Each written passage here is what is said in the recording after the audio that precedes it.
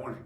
Hope this finds you well. We are in day 3 of our leadership lessons from the life of Joshua, which continued after taking a look at our 20-day study of the life of Moses. And just a reminder, some housekeeping, if you will. Today is the last day of our study, and we will be taking a break. Our church leadership is getting together Tuesday night, as scheduled right now, to discuss what the future looks like for our church. And of course, with us looking to get back to business as usual, if you will, my schedule may change accordingly. We'll take a look. And to be honest with you, I think that this has served a great purpose, that it has allowed us to stay connected. Hopefully it's allowed you to grow during this quarantine time, because while the quarantine thing and the COVID thing, it's sad, and there's certainly a lot of tragedy, sickness, death, job loss, economic repercussions. There's a lot of that going on. There absolutely certainly is. That's a fact. But what I do want to point out is that you and I have zero control over that. Zero. But what we do have control of is how we handle things, what we do in the time that is allotted to us.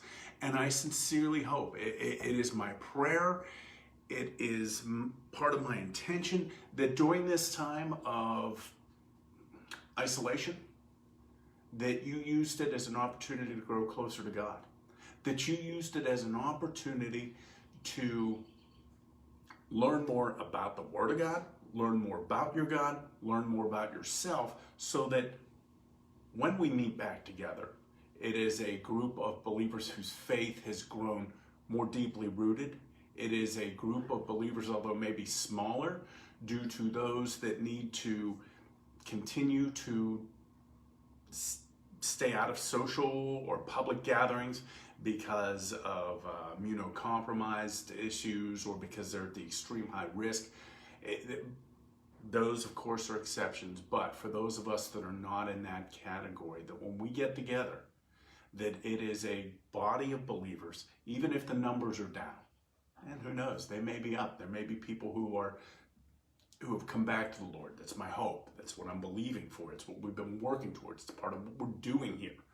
But no matter what the number, that the people that are there are more deeply rooted, are more strongly founded in their faith. Because what an amazing thing to see the church not just come back, but to see the church come back in a way and in a manner that they are stronger than ever before. So if you're just hopping on now, and I see we're starting to get people popping up, and you're wondering just what is this guy talking about? Well, you can go back and watch the first couple minutes after we're all done, and that way you get the whole picture. But thank you for joining us. Good morning to everybody. Good morning. And I will apologize ahead of time if during this you can hear beeping. They are working on the road outside the house, so some of that construction noise may come through. Understand, you don't need to check your hearing aid batteries. You are not hearing things. We are not under attack. They're paving the road, and about time, if I do say so myself. But we are wrapping up our study on the life of Joshua. And as I just said a moment ago, this is our final day in the study of Joshua, our final day in this series, leadership lessons from Moses predominantly, and Joshua as well. And again, my sincere appreciation to those that are liking and sharing this, those that are hosting watch parties. Thank you for helping to get the word out, because there are people out there, they do need this. They want to get better. We always think that people that maybe don't have the same belief system as us, that they're hostile towards us, or they're apathetic, or they don't care. They do care.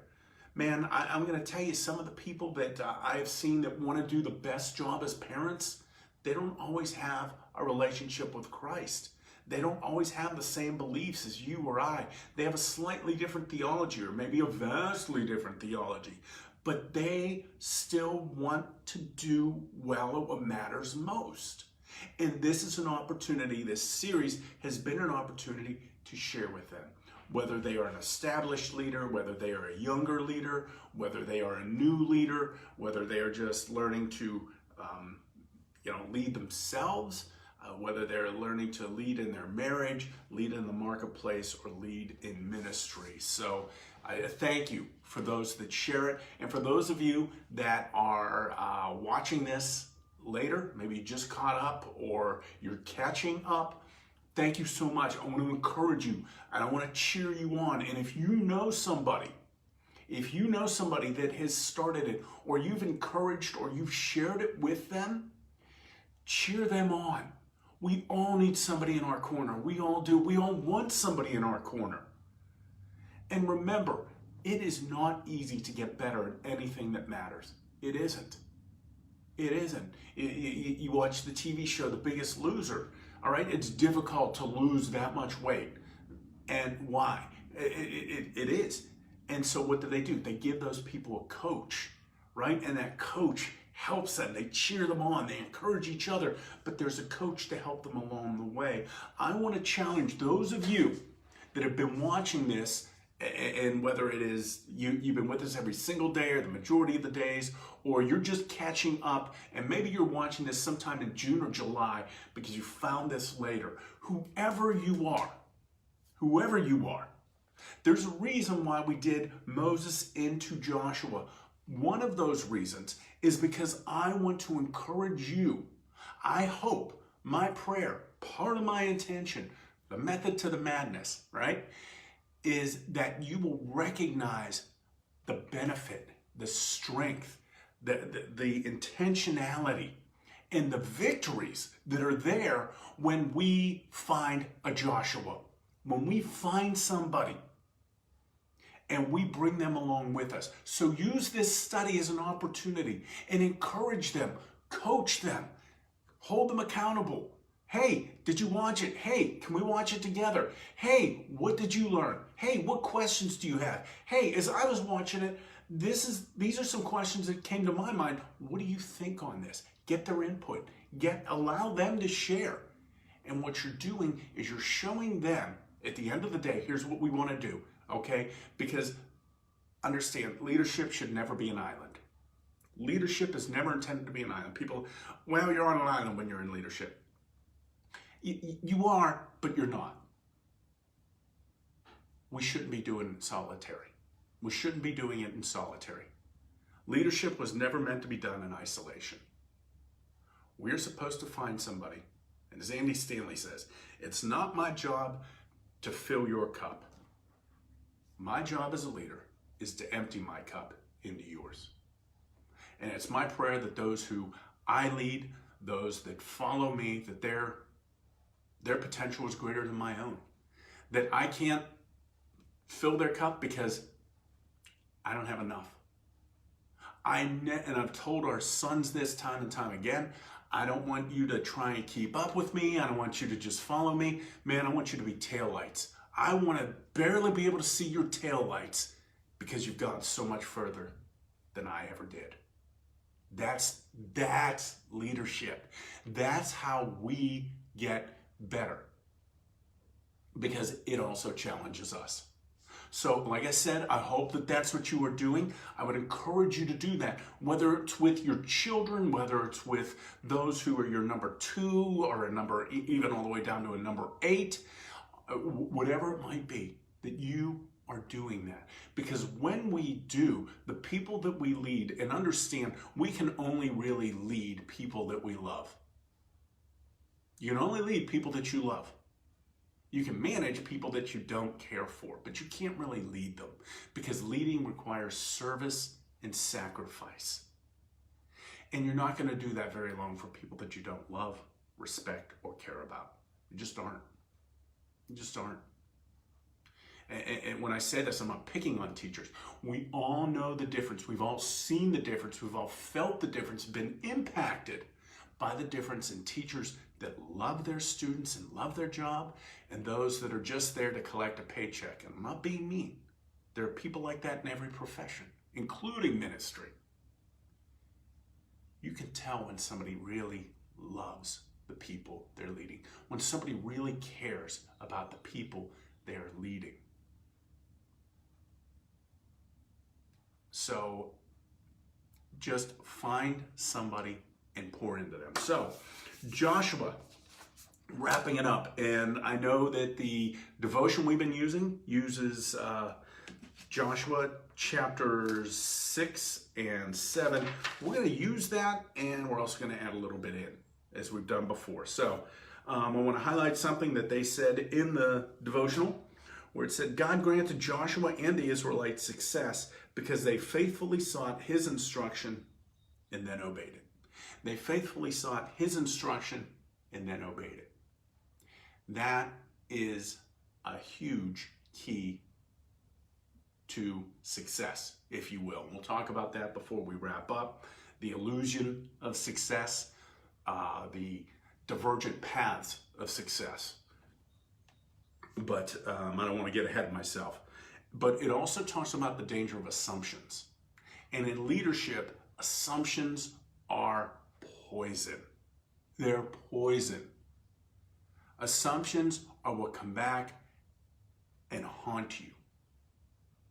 And it points out here, Joshua made the assumption that God would simply provide success as he had done before, regardless of whether he sought the Lord or not. And then it says, assumptions are dangerous, especially when we attempt to manufacture what we think God will say or do without actually seeking his instruction. When we become overconfident in our own abilities, experiences, and talents, we can be easily deceived into thinking that God will take the passenger seat while we charge ahead. Use our own example right now. Use us as the example so that to help make this illustration clear, help to make this point clear. It's not an illustration. Using an illustration to make a point, I need some more coffee. But with our leadership having to decide when we're going to open again. And there are churches around us that are a few that have already opened. There are some that have said they're going to be opening the end of June, the beginning of July. There are some who open the first Sunday in June. What do we do? What do we do? As a leader, our responsibility, especially if you were talking as a believer, okay? As a believer and in Christian leadership. Now, in marketplace ministry, sometimes you don't always have that luxury. Sometimes you do. Sometimes you have to call the shot. You have to make the decision. And yes, you can see some things, learn some things, and recognize some patterns around you that will help you in making your decision. But in the case of like with Joshua here and with us in this current situation, I have told our leadership time and time again, understand guys, we need to do our research and we need to act out of faith, not fear. And we talked about that before we've got, here's the facts, will we react in faith or will we react in fear? But we need to carefully look at things and we need to pray, because what may seem wise to man may not be what God would have us as a church to do. We see all these things. And just yesterday, I saw, last night, right before I go to bed, should have done it, looked on the news, should not have done it.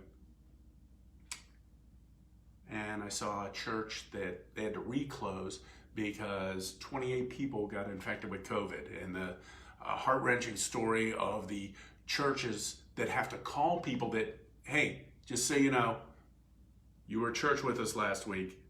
So-and-so just tested positive. They were at church with us as well.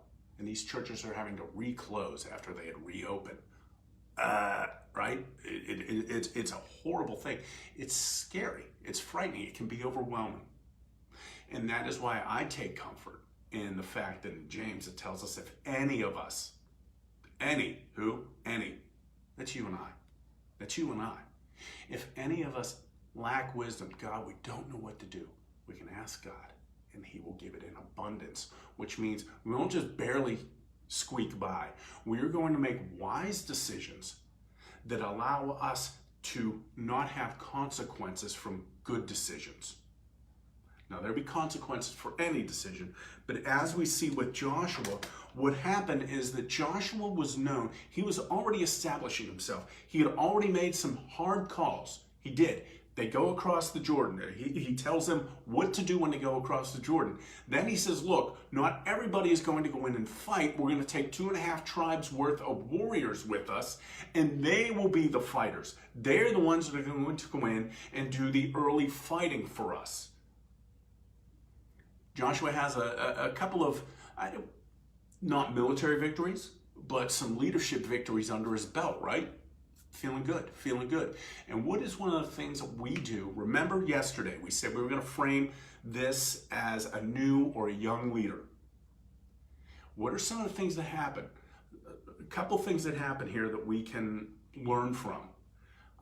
We start to get a couple of victories under our belt, and we can start to feel pretty good about ourselves, right? Start to think that we got this. And the temptation that Joshua faced is the same that every new and young leader will face. It's the temptation to make a mark for ourselves. The temptation to say, I'm the guy, right? Because we're trying to differentiate ourselves from the past guy, whether he was a giant like Moses or a knucklehead, okay? No matter what it was, no matter where, somewhere on the spectrum they lie between the two. We are trying to separate ourselves. We want to differentiate ourselves, sometimes for the best reasons, with good intentions. But understand, Joshua had to resist that temptation, and he did at first, in order for God to bring the victory. Here's why I say at first. We see with Jericho that Joshua listened to God. He listened to God. And the funny thing is, maybe not the funny thing, the thing is when we look at what they did, because they marched around Jericho for 7 days. Now, here's Joshua.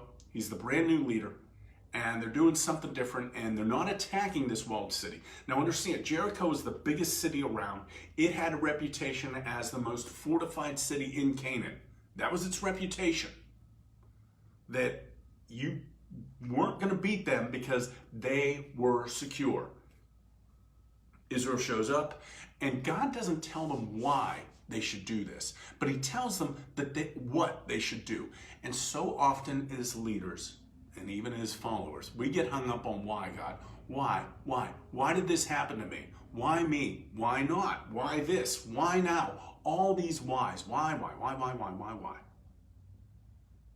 The Bible rarely tells us why. Why not? Because we wouldn't understand. Why not understand that? Exactly. Okay? God doesn't tell us the why. Sometimes it's because he's like, I don't want to have a discussion with you. I'm asking you to do what I asked you to do. It's called obedience, not understanding. I'll be honest, I have a hard enough time understanding what obedience looks like, let alone understanding all the whys and the what-fors. I'm not bright enough to get all of that. My prayer is that God gives me wisdom enough to know what to do. What to do. And in this case, that's what God gives Joshua. And Joshua is humble enough that he tells the people, this is what we're going to do. And the people are obedient enough that they follow the instructions without knowing what God was going to do. Without knowing it. Young leader, new leader, you will often have times where God will direct you to do something and it's not necessarily going to make sense. It isn't. I appreciate the fact that the leaders of Israel at this point, they didn't push back on Joshua. They didn't go, "You're nuts. We don't believe you." Why is that? Slow your roll, young buck. I don't think so. We shouldn't do that. They also didn't push back going, "Hey, it's the Sabbath. God just told us not to march on the Sabbath. We shouldn't do anything on the Sabbath." They had to march on the Sabbath, and they did. They did. Sometimes God goes outside of the box he gives us. God is allowed outside the box. We are not. Remember that. God is allowed outside of the box. We are not when it comes to what he has told us to do. And in this case, what he told them to do was almost counterintuitive. It was absolutely counterintuitive in many ways, but they did it. And because they did it, they saw victory. The victory that can only come by God. Now, this is something that, and I don't want to turn it into a Jericho lesson. We're trying to keep our focus on leadership lessons from Joshua. But in this instance, this first battle, the biggest battle, the toughest city to take, God did all the fighting for them, basically. Yes, they had to rush in. Yes, they had to. But at that point, the people of Jericho were in shock. They were in shock. Because we believe that what happened, based on archaeological studies, and archaeologists have confirmed the city of Jericho, where the Bible says it is. They have confirmed that the walls all fell in. They have confirmed that it was burned. And they have confirmed that it took place somewhere around the time, because there's no way to, nobody wrote down like Israelites entering city, walls just fell down. Here's the time and date. Selfie, click, and then throw the phone down and get, that isn't what happened. They didn't have that. But it takes place within the time frame that archaeologists, biblical archaeologists, believe that the Exodus took place and the crossing of the Jordan took place. Other archaeologists have found and verified, well, where the Bible says the city of Jericho was, we found a city. Yes, it has walls. Yes, it was about that time. And yes, it was burned. They've confirmed all those things. But this is not a lesson on Jericho. It's about Joshua. But here's the thing. Joshua and the people did what they were supposed to, and God gave the victory. That first one, God did the majority of the hard work. He absolutely did. Because the walls fell down, took out a lot of the soldiers and the guards, and then they went in, they finished it up. But they marched around Jericho in response to a God-given directive. Are we willing to do what God is asking us to do, even if we don't understand it? That is a lifelong leadership challenge. Am I willing to do what God has called me to do, even when I don't understand it? Because we get caught up. I myself do it sometimes. This is not something you will ever outgrow. It isn't. You will never outgrow this. You will only gain experience as you go that allows you to recognize the pattern and hopefully not go as far down the road of, why, God, why? That's what experience does. It allows you to recognize, oh, wait, I'm going down the wrong path here. I don't need to worry about why. I need to focus on the what. What is God calling me to do? What would God have me to do in this time? As parents, my kid wants to sign up for every activity under the sun. Now, right now, I know that's not a challenge, but it was. It was. And it will be again. Because when things come back, they will, your children will be forced to make the decision or ask you what their decision should be. And you are going to have wisdom. And as a parent, you have to have the wisdom that your child does not yet possess. That ability to see more than just the immediate want and to see the big picture, to see down the road.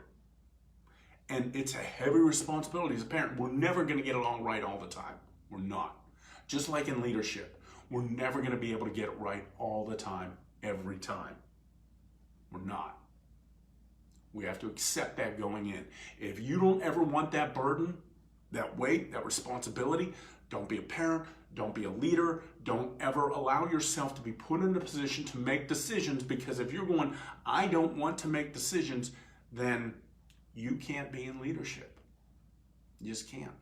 If you're unable to admit when you're wrong, you're not ready to be in leadership. If you're not able to follow faithfully and humbly, you're not ready to be in leadership.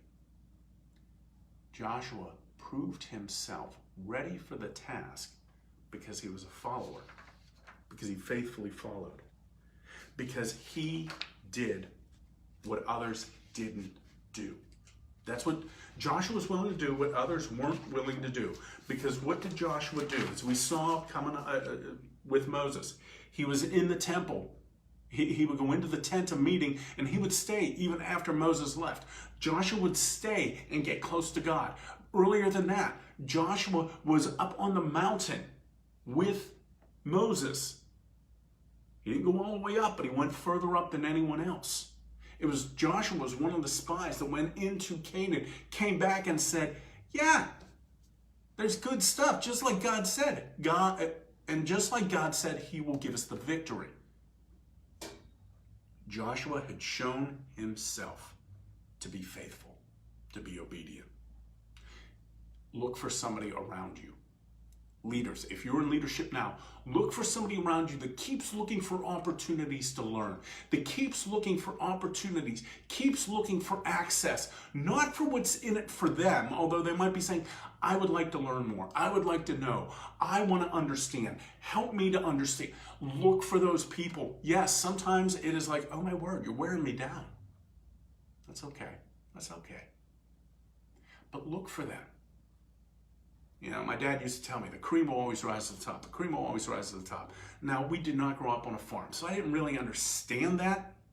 And I don't know if my dad understood it all the time when he told me. But what I have learned to recognize is that the cream will rise to the top. People that are hungry and thirsty for learning, they'll find you. Or they'll find somebody else that will take the time to lead them and to help them and to mentor them. If Moses had been so busy leading the millions and millions of people, he would not have had time to groom Joshua. Moses made the time. As a result, Joshua was better prepared. Joshua was better equipped. Joshua was better experienced. And so if you know somebody like that and you're around here, send them our way. Send them our way. I give you my word. I will make the time. We will make the opportunities. We will give them the opportunities to begin to hone their craft. Not because, hey man, we're awesome, we're special, we're doing it better than anybody else. No, we're not. We're still learning too. We're still learning too. But we'll give young people an opportunity to come and learn alongside us. Because that's what we want to do. We want to pour into the generation that's coming up. Because if you look biblically, God's best days are not behind him.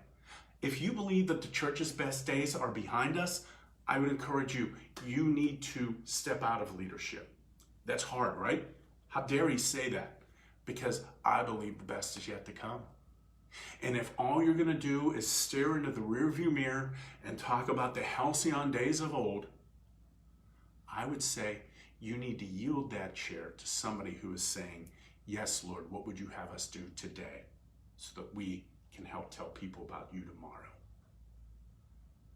So that's what we want to do. And I would encourage you to adopt that same model of pouring into the younger generation, because they're going to reach people we never have. They're going to reach the people that we have yet to reach. They are. They're going to reach people that we have yet to reach. That excites me. That challenges me. That's what drives me. That's what drove Moses. That's what drove Joshua. That's what drives people that want to see God be God. Not just to the people who already know him, but the people who have yet to find out about him. But understand, when you are being a leader, we're going to wrap up with this. You don't have to be strong. You don't have to be super smart. You don't have to be the most educated person, any of those things.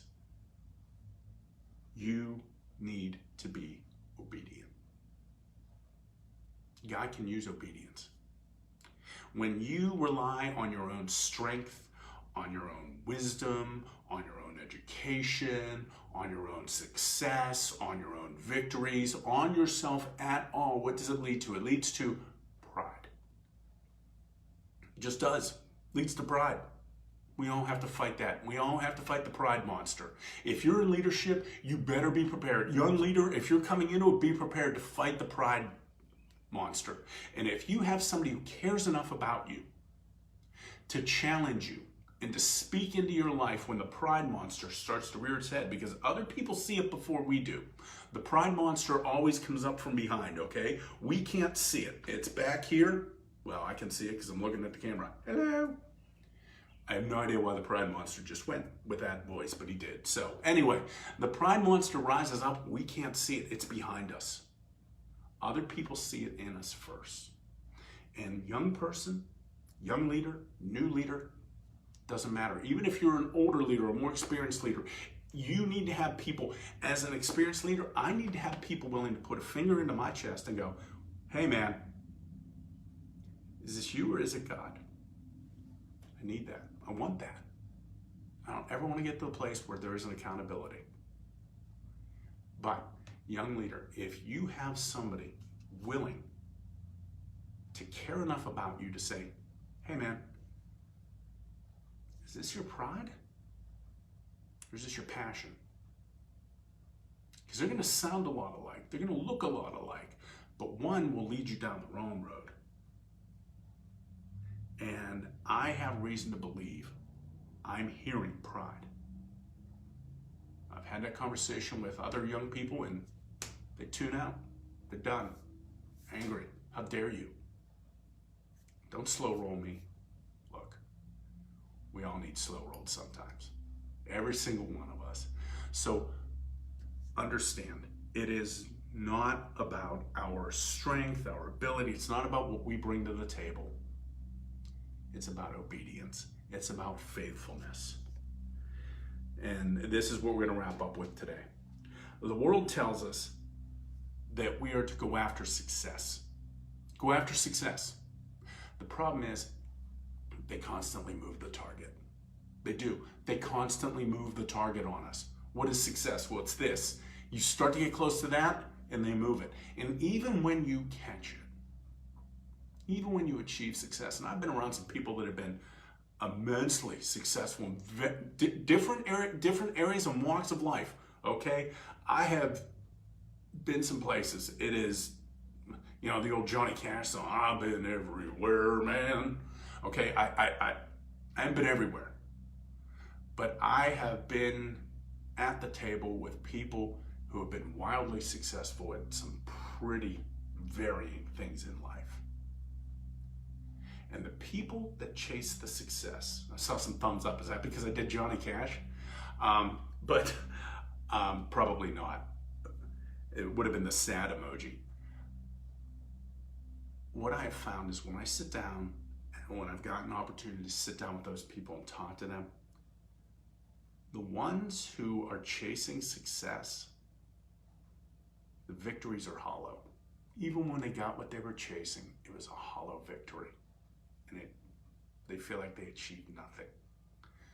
Whereas the ones whose desire was to be obedient, not to be successful, but the ones who desired to be obedient, even at smaller levels, even when they didn't lead tens of thousands or millions and millions, they had peace and they had success at the things that matter most in life. They had victories for what mattered most in life. Not that they didn't have defeats, not that they didn't have setbacks, not that they didn't have heartaches and things that they wish would have gone different. We all have those. We live in a broken world. But understand, when you are truly a servant of the Most High God, a doulos, it's a bondservant, one who willingly subjects themselves to service to another. When you are in the service of the King, when you are a doulos, a bondservant of the Most High God. Heard me say it before, you can hear me say it again. My desire my desire for myself, my desire for my wife, my desire for our sons, the people that matter the most to me in this life, the people that I would bleed, sweat, cry for, die for. What my heart's cry, my prayer for them, for myself, is that we would hear, well done, good and faithful servant. And even if it is just you've been faithful with a little, enter in your reward of more. I don't care how much I get. I don't care how big it is. I don't care what size ministry, how many people are in attendance, how many views, clicks, interactions. Don't care. I want to be found faithful. I want to be found faithful. I hope that's your prayer. I hope that this series has helped you to maybe get there and to do that. And young person, young leader, new leader, it's easy. It is. It's easy to chase the success. It's easy to chase the numbers. It's easy to chase the rewards and the bonuses and the next tiers. There's nothing wrong with that in and of itself. It's when that becomes your directive. If that's your primary objective, even when you win, you lose. But if your goal is to be a bondservant, oh man, then be prepared. Be prepared, because God will put you in places you never thought you could go, that your talent alone could never achieve. But remember, He'll never put you somewhere, or you'll never be able to stay somewhere or maintain something if your character doesn't have the capacity for it. What type of character? Obedience, faithfulness, humility. Those are the tickets. I hope that this helped you. I hope that this blessed you. We're going to wrap this up. Have a wonderful weekend. I know it's only Wednesday. What day is it?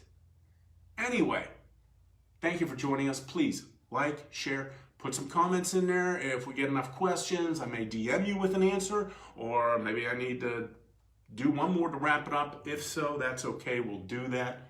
We love you. We want to see you win at what matters most in life.